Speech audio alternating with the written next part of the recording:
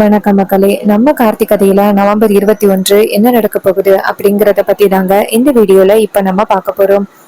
இந்த வீடியோவுக்கு மறக்காம லைக் பண்ணிக்கோங்க. நம்ம சேனலையும் சப்ஸ்கிரைப் பண்ணிட்டு பக்கத்துல உள்ள பெல் ஐகானையும் கிளிக் பண்ணி ஆல்னு செட் பண்ணிக்கோங்க. அப்பதாங்க அடுத்த வீடியோ போடும் பொழுது உங்களுக்கு நோட்டிபிகேஷன் வரும், பார்க்கலாம். சோ என்ன நடக்குது அப்படின்னு பாத்துக்கிட்டீங்கன்னா, நம்ம ஈஸ்வரிக்கு உண்மை தெரிய வருது. இது கேட்டதோட ஈஸ்வரி நேரா நம்ம ஹீரோவை சத்தம் போடுறாங்க, டேய் கார்த்தி வெளியில வாடா அப்படின்னு. அப்ப நம்ம ஹீரோ வெளியில வராரு. என்னடா இது, அத்தை சத்தம் போடுறாங்களே அப்படின்னு. அப்போ அந்த இடத்துக்கு நம்ம ரேவதியும் வராங்க, ராஜா எல்லாருமே வராங்க. அப்ப ராஜா கேக்குறாரு, ஈஸ்வரி என்னாச்சுமா, ஏமா இப்படி மாப்பிள்ளையோட பேரை சொல்லி சத்தம் போடுற, ஏமா என்னாச்சு அப்படின்னு கேட்க, அப்ப ஈஸ்வரி சொல்றாங்க, இவன் எவ்வளவு பெரிய நாடகம் போட்டு இந்த வீட்டுல தங்கியிருக்கான், இது எதுவுமே உங்களுக்கு தெரியாதா அப்படின்னு சொல்லி கேட்க, அதுக்கு ராஜா சொல்றாரு, அம்மாடி என்ன நடந்துச்சு அப்படின்னு சொல்லுமா அப்படின்னு. அதுக்கு அவங்க கேக்குறாங்க, இவன் தான் அந்த சேதுபதியோட பேரன் அப்படிங்கிறது உங்க யாருக்குமே தெரியாதா, சொல்லுங்க அப்படின்னு சொல்ல, இதை கேட்டதும் ராஜா ரொம்ப அதிர்ச்சி ஆகுறாரு. ராஜா கேக்குறாரு, இங்க பாரு மகேஸ்வரி, உன்கிட்ட யாருமா சொன்னது, அப்படியெல்லாம் ஒண்ணும் இல்ல, மாப்பிள்ள ஒன்னும் எங்க அப்பாவோட பேரன் கிடையாது, யாரோ உன்கிட்ட தப்பா சொல்லிட்டாங்க அப்படின்னு. அதுக்கு அவங்க கேக்குறாங்க, என்கிட்ட போட்டோ ஆதாரம் இருக்கு, இங்க பாருங்க அப்படின்னு சொல்லிட்டு போட்டோ ஆதாரத்தை காமிக்கிறாங்க. அந்த போட்டோவை பார்த்ததும் ரொம்பவே ஷாக் ஆகுறாங்க நம்ம ராஜா. அப்போ ஹீரோவும் அதிர்ச்சி ஆகுறாரு. ஈஸ்வரி கேக்குறாங்க, என்ன வாயடிச்சு போய் நிக்கிறீங்க, இதற்கான பதில என்கிட்ட சொல்ல போறீங்களா இல்லையா அப்படின்னு. இதை கேட்டதும் நம்ம ஹீரோவுக்கு ரொம்பவே அதிர்ச்சியா இருக்கு. என்ன சொல்றது அப்படின்னு ஒன்னும் புரியல. அப்ப வில்லி சொல்றாங்க, அக்கா இந்த போட்டோ உன்கிட்ட எப்படிக்கா வந்துச்சு. ஈஸ்வரி சொல்றாங்க, இந்த போட்டோ என்கிட்ட ஒருத்தவங்க கொண்டாந்து கொடுத்தாங்க, ரொம்ப நாளா இவனை பத்தின உண்மையை தெரிஞ்சுக்கணும் அப்படின்னு நான் நினைச்சுக்கிட்டு இருந்தேன், அதை வச்சுதான் இப்ப எனக்கு இந்த போட்டோ கிடைச்சிச்சு. இவ்வளவு பெரிய நம்பிக்கை துரோகத்தை இவன் பண்ணியிருக்கான், எவ்வளவு பெரிய பொய் சொல்லியிருக்கான், கொஞ்சம் கூட கூச்சமே இல்லாம. நான் எந்த அளவுக்கு இவன் மேல நம்பிக்கையில இருந்தேன், அதே நம்பிக்கைய இவன் சுத்தமா வந்து சதிச்சுட்டான். இந்த அளவுக்கு மோசமான முறையில பொய் சொல்லி ஏமாத்துவான் அப்படின்னு நான் நினைச்சு கூட பார்க்கவே இல்லை அப்படின்னு சொல்லிட்டு ஈஸ்வரி பயங்கர கோபத்தோட பேசுறாங்க. ஈஸ்வரி அப்படியே பேசுறத பார்த்துட்டு அப்போ நம்ம ஹீரோ சொல்றாரு, அத்தை என்னை மன்னிச்சிருங்க, சூழ்நிலையாலதான் உங்ககிட்ட அப்படி சொல்ற மாதிரி ஆகிருச்சு, தயவு செஞ்சு என்னை மன்னிச்சிருங்க அத்தை, உங்ககிட்ட உண்மைய சொல்லணும் அப்படின்னு தான் நான் நினைச்சேன், ஆனா நிறையவே பிரச்சனைகள் நடந்து உங்ககிட்ட உண்மைய சொல்ல முடியாம போயிருச்சு. அதுக்கு ஈஸ்வரி சொல்றாங்க, எவ்வளவு பெரிய பொய் சொல்லிட்டு இப்போ உண்மைய சொல்ல முடியாம போயிருச்சு அப்படின்னு சொல்லிட்டு என்கிட்ட நாடகம் போடுற, இனிமே உனக்கும் இந்த குடும்பத்துக்கும் எந்த வகையிலையும் சம்மந்தமே கிடையாது, மரியாதையா இந்த வீட்டை விட்டு போயிரு, அதுதான் உனக்கு நல்லது அப்படின்னு. இது கேட்டதும் நம்ம ஹீரோ ரொம்பவே அதிர்ச்சி ஆகுறாரு. அப்ப ராஜா சொல்றாரு, ஈஸ்வரி என்ன அவசரப்பட்டு இப்படி பேசுற, நம்ம பொண்ண அவருக்கு கல்யாணம் பண்ணி கொடுத்துருக்கோம், இதனால நம்ம பொண்ணோட லைஃபும் பாதிக்கும், அதை பத்தி யோசனை பண்ணி பாத்தியா ஈஸ்வரி. அப்ப ஈஸ்வரி சொல்றாங்க, இங்க பாருங்க, என் பொண்ணு என் பேச்ச கேப்பா அப்படின்னு எனக்கு நல்ல நம்பிக்கை இருக்கு, நீங்க தேவையில்லாம இதுல இடையில பேசாதீங்க.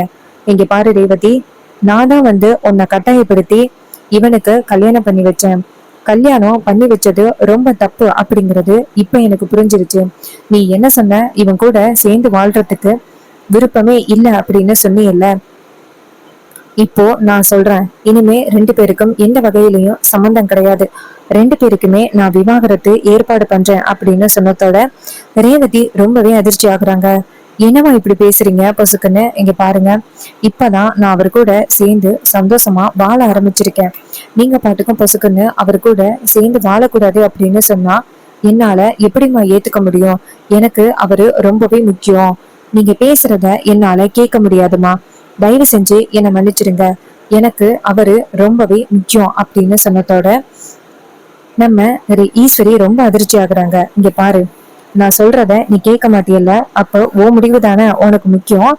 அதுக்கு ரேவதி சொல்றாங்க, அம்மா என் முடிவு முக்கியம் அப்படின்னு நான் சொல்லலம்மா, இவரு எனக்கு நம்ம குடும்பத்துக்கும் நமக்கும் நிறையவே உதவி பண்ணியிருக்காரு, அப்படி இருக்கையில பொசுக்குன்னு இவரை வேண்டாம் அப்படின்னு சொல்றது எந்த வகையிலையும் நியாயம் இல்லை, நீங்க தான் இவர் கூட என்னை சேர்ந்து வாழ சொன்னீங்க, இப்போ இவர் வேணாம் அப்படின்னு சொன்னா எந்த விதத்துல நியாயம், அம்மா நீங்க சொல்றத என்னால கண்டிப்பா ஏத்துக்க முடியாது அப்படின்னு சொன்னதோட ஈஸ்வரிக்கு சரியான கோபமாகுது.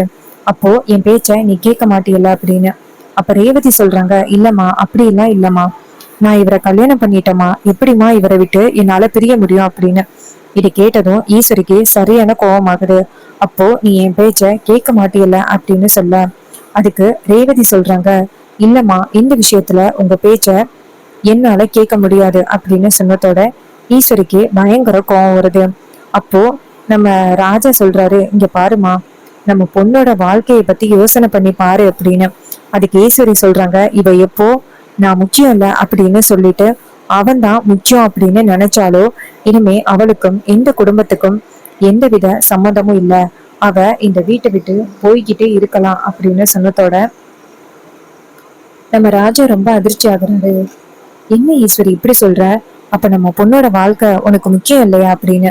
அதுக்கு ஈஸ்வரி சொல்றாங்க, என் பொண்ணோட வாழ்க்கை எனக்கு முக்கியம்தான், எப்போ அவ என் பேச்ச கேட்கலையோ அப்பவே அவளுக்கும் இந்த குடும்பத்துக்கும் சம்மந்தம் இல்ல, வீட்டை விட்டு வெளியில போ அப்படின்னு சொல்றாங்க. ஹீரோ நேரா அவங்க அத்தைய பார்த்து, அத்தை பொய் சொன்னது நான் தான், தப்பு பண்ணது நான் தான், தயவு செஞ்சு நீங்க ரேவதிய வந்துட்டு தண்டிக்காதீங்க, நான் அவளோட வாழ்க்கையை விட்டு போயிடுறேன், தயவு செஞ்சு அவளை இந்த வீட்டை விட்டு போக சொல்லாதீங்க அத்தை. அதுக்கு ஈஸ்வரி சொல்றாங்க, ஓ நீ எல்லாம் எனக்கு வந்துட்டு அட்வைஸ் கொடுக்க ஆரம்பிச்சிட்டியா, உனக்கும் இந்த குடும்பத்துக்கும் என்னடா சம்மந்தம் அப்படின்னு சொல்லிட்டு ஈஸ்வரி பேசுறாங்க. ஈஸ்வரி அப்படி சொன்னதோட ஹீரோவுக்கு என்ன பண்றதுன்னே புரியல. அப்ப ராஜா சொல்றாரு, இங்க பாரு ஈஸ்வரி, நம்ம பொண்ணோட வாழ்க்கை தான் பாதிக்கும், தயவு செஞ்சு யோசிச்சு முடிவெடு. அதுக்கு ஈஸ்வரி சொல்றாங்க, இங்க பாருங்க, இதுல யோசிக்கிறதுக்கு என்ன இருக்கு, வீட்டுக்குள்ள வந்து என்னையவே ஏமாத்தி இருக்கான், அப்படிப்பட்ட இவனுக்கு இடம் கொடுக்க சொல்றீங்களா, எக்காரணம் முன்னிட்டும் அது மட்டும் என்னைக்கும் நடக்கவே நடக்காது அப்படின்னு ஈஸ்வரி சொல்லிட்டு நேரா ஹீரோவை வீட்டை விட்டு வெளியில போக சொல்றாங்க. அப்போ நம்ம ஹீரோ வந்துட்டு சொல்றாரு, அத்தை என்னால இந்த வீட்டுல எந்த வகையிலையும் பிரச்சனை வேணாம், நானே இந்த வீட்டை விட்டு போறேன் அப்படின்னு ஈஸ்வரி அவங்களோட திங்ஸ் எல்லாம் எடுத்துக்கிட்டு வெளியில போ அப்படின்னு சொன்னதோட ஹீரோ அவங்க திங்ஸ் எல்லாம் எடுத்துட்டு வெளியில வராங்க. அப்போ ஹீரோயின் நேரா அவங்க அம்மாவை பார்த்து, இங்க பாருங்கம்மா, என்னைய அவருக்கு கல்யாணம் பண்ணி கொடுத்துட்டீங்க, அவர் எங்க போனாலும் நானும் போவேன், அவர் எங்க போனாலும் நானும் போவேன், நீங்க அவரை வீட்டை விட்டு போக சொல்றீங்க அப்படின்னா நானும் இந்த வீட்டை விட்டு போறேன். இதை கேட்டதும் ஈஸ்வரி சொல்றாங்க, உனக்கு அவன் தான் முக்கியம், நான் முக்கியம் இல்ல அப்படின்னு நினைச்சேனா நீ வீட்டை விட்டு வெளியில போகலாம் அப்படின்னு. இது கேட்டதும் ரேவதி கோவமா அந்த இடத்துல இருந்து வெளியில வராங்க. அப்ப ஹீரோ நேரா ரேவதிய பார்த்து, ஏன் ரேவதி இப்படி ஒரு முடிவெடுத்த. அப்ப ரேவதி சொல்றாங்க, இங்க பாருங்க, நான் எடுத்த முடிவு எந்த வகையிலயும் தப்பு கிடையாது, நீங்க தான் எனக்கு கோவில் மாதிரி, நீங்க எங்க இருந்தாலும் நான் இருப்பேன், இந்த குடும்பத்துக்காக நீங்க எவ்வளவு பண்ணிருக்கீங்க அப்படிங்கிறது எனக்கு எல்லாமே தெரியும், அப்படி இருக்கையில உங்களை வேண்டாம் அப்படின்னு சொல்லிட்டு என்னால எப்படி போக முடியும், இங்க பாருங்க, எனக்கு நீங்க தான் தெய்வம், நீங்க இருக்கிற இடம் தான் எனக்கு கோவில் அப்படின்னு சொன்னதோட ராஜா நேரா வெளியில வந்துட்டு, இங்க பாரு ஹீரோ சொல்றாரு, இங்க பாரு ரேவதி, தயவு செஞ்சு சொல்றது கேளு அப்படின்னு சொல்ல ரேவதி சொல்றாங்க, இல்லங்க நான் எடுத்த முடிவு சரிதான், நான் உங்க கூட வரேன் அப்படின்னு. அப்ப ராஜா நேரா இங்க இருந்து வந்துட்டு, இங்க பாருங்க மாப்பிள்ள, என் பொண்ண பத்திரமா பாத்துக்கிடுங்க அப்படின்னு சொல்ல ஹீரோவும் சரிங்க மாமா அப்படிங்கிறாங்க. ராஜா கேக்குறாரு, மாப்பிள்ள இப்ப நீங்க எந்த ஊருக்கு போக போறீங்க. அப்ப ஹீரோ சொல்றாரு, மாமா இது மாதிரி நான் சென்னைக்கு தான் போக போறேன். இதை கேட்டதும் அவரு சொல்றாரு, சரிங்க மாப்பிள்ள, அங்க போறதுதான் சரியா இருக்கும் அப்படின்னு சொன்னதோட ஹீரோவும் சரிங்க மாமா அப்படின்னு சொல்லிட்டு நேரா அந்த இடத்துல இருந்து கிளம்புறாங்க. அப்போ நம்ம ரேவதி நேரா அவங்க அப்பாவை பார்த்து, அப்பா நான் போயிட்டு வரப்பா அப்படின்னு சொல்ல அவரும் சரிம்மா அப்படின்னு சொல்றாங்க. அதுக்கப்புறம் அந்த இடத்துல இருந்து நம்ம ரேவதி கிளம்புறாங்க. இன்னொரு பக்கம் வில்லி நேரா அவங்க அக்காவை பார்த்து, பாத்தியாக்கா நீ கூட முக்கியம் இல்ல அப்படின்னு உன் பொண்ணு வீட்டை விட்டு போயிட்டா, அவளுக்காக தான் நீ இவ்வளவு கல்யாணத்தை எல்லாம் சிறப்பா பண்ண, கடைசியில பத்தியா அவ என்ன காரியம் பண்ணிட்டா அப்படின்னு. அதுக்கு ஈஸ்வரி சொல்றாங்க, இனிமே அவளை பத்தி இந்த வீட்டுல யாரும் பேசக்கூடாது, அவளுக்கும் இந்த குடும்பத்துக்கும் எந்த வகையிலையும் சம்பந்தமே கிடையாது அப்படின்னு சொன்னதோட வீட்டுல உள்ளவங்க எல்லாருமே ஷாக் ஆகுறாங்க. இன்னொரு பக்கம் ராஜாவுக்கு என்ன நிம்மதினா, அட்லீஸ்ட் ரேவதியாவது அவ புருஷன் கூட போயிட்டு சந்தோஷமா வாழட்டும் அப்படின்னு நினைக்கிறாங்க. இன்னொரு பக்கம் நம்ம ஹீரோ நேரா ரேவதியை கூட்டிக்கிட்டு அங்க பாட்டி வீட்டுக்கு போறாங்க. பாட்டி நேரா ஹீரோ பொட்டி படிக்கையோட வரதை பார்த்துட்டு ரொம்ப ஷாக் ஆகி, ஐயா பேராண்டி என்னையாச்சு அப்படின்னு சொல்ல, அப்ப ஹீரோ சொல்றாரு, பாட்டி இது மாதிரி அத்தைக்கு எல்லா உண்மையும் தெரிஞ்சிருச்சு, உண்மை தெரிஞ்சதுனால அத்தை கோவப்பட்டு என்ன வீட்டை விட்டு அனுப்பிட்டாங்க, என் கூட சேர்ந்து ரேவதியும் வந்துட்டா, அப்ப பாட்டி சொல்றாங்க, பேராண்டி சரி அவ உண்மையை தெரிஞ்சுக்கிட்டும், இதுல என்ன இருக்கு, என்னைக்கா இருந்தாலும் தெரிய போறது தானே. நீ ரேவதிய கூட்டிக்கிட்டு நீ சென்னைக்கு போப்பா, அங்க போயிட்டு ரேவதிய பத்திரமா பாத்துக்கோ. இதை கேட்டதும் ஹீரோ சொல்றாரு, சரிங்க பாட்டி, நான் ரேவதிய அங்கதான் கூட்டிட்டு போக போறேன், மீனாட்சி அன்னைக்கு போன் பண்ணி சொல்லிடுறேன் அப்படின்னு சொல்லிட்டு அப்புறம்தான் அங்க போகணும் அப்படின்னு சொன்னதோட நம்ம பாட்டியும் சரியா பேராண்டி அப்படின்னு சொல்ல ஹீரோ நேரா மீனாட்சிக்கு ஃபோன் பண்றாங்க.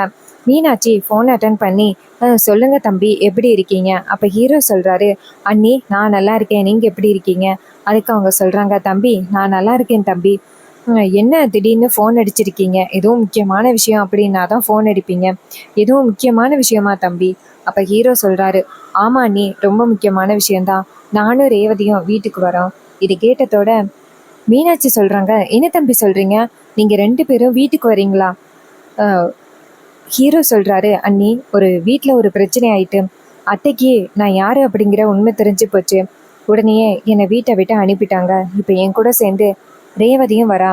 இதை கேட்டதும் மீனாட்சி சொல்றாங்க, தம்பி ஒரு வகையில ஒரு நல்லது நடந்திருக்கு, நீங்க ரேவதிய இங்க கூட்டிட்டு வரதுக்கான வாய்ப்பு கிடைச்சிருக்குல்ல, நீங்க கூட்டிட்டு வாங்க தம்பி அப்படின்னு சொன்னதோட ஹீரோவும் சரிங்க அப்படின்னு சொல்லிட்டு ஃபோன் கட் பண்றாங்க. மீனாட்சி ரொம்ப சந்தோஷமா அவங்க ஹஸ்பண்ட் கிட்ட போயிட்டு, என்னங்க கார்த்திக் தம்பி வராரு அப்படின்னு இதை கேட்டதும் அவரும் ரொம்ப சந்தோஷப்படுறாரு. அப்படியா, ரொம்ப நாள் கழிச்சு கார்த்தி வீட்டுக்கு வரான் அப்படின்னு அவங்களும் சந்தோஷப்படுறாங்க. இன்னொரு பக்கம் நம்ம ஹீரோ வந்துட்டு நேரா ரேவதி கிட்ட, நம்ம 2 பேருமே சேர்ந்து இப்போ சென்னைக்கு தான் போக போறோம் அப்படின்னு இதை கேட்டதும் அவங்களும் சரி அப்படின்னு சொல்றாங்க. 2 பேரும் சேர்ந்து சென்னைக்கு கிளம்புறாங்க. கொண்டு போய் ஒரு மாளிகை மாதிரி இருக்கு, அந்த இடத்துல போயிட்டு காரை நிப்பாட்டுறாங்க. அப்ப ரேவதி கேக்குறாங்க, இதுதான் உங்களோட வீடா? அப்ப ஹீரோ சொல்றாரு, ஆமா இதுதான் என்னோட வீடு. ரேவதி சொல்றாங்க, இவ்வளோ பெரிய வீட்டை நான் இது வரைக்கும் பார்த்ததே இல்லை, இவ்வளோ பெரிய வீட்டில் இருந்துதான் நீங்க வந்துட்டு அங்க வந்தீங்களா? அங்க வந்துட்டு இப்படி வேலைக்காரன் மாதிரி இருந்தீங்க, உங்களை நினைச்சாலே எனக்கு ரொம்ப ஆச்சரியமா இருக்கு. நீங்க எவ்வளவு பெரிய பணக்காரனா இருந்துட்டு கடைசியில அந்த வீட்டுல வந்து வேலைக்காரனா இருந்தீங்களே, எனக்கு ரொம்பவே ஆச்சரியமா இருக்கு, இப்படியெல்லாம் யாராலையும் இருக்க முடியுமா அப்படின்னு.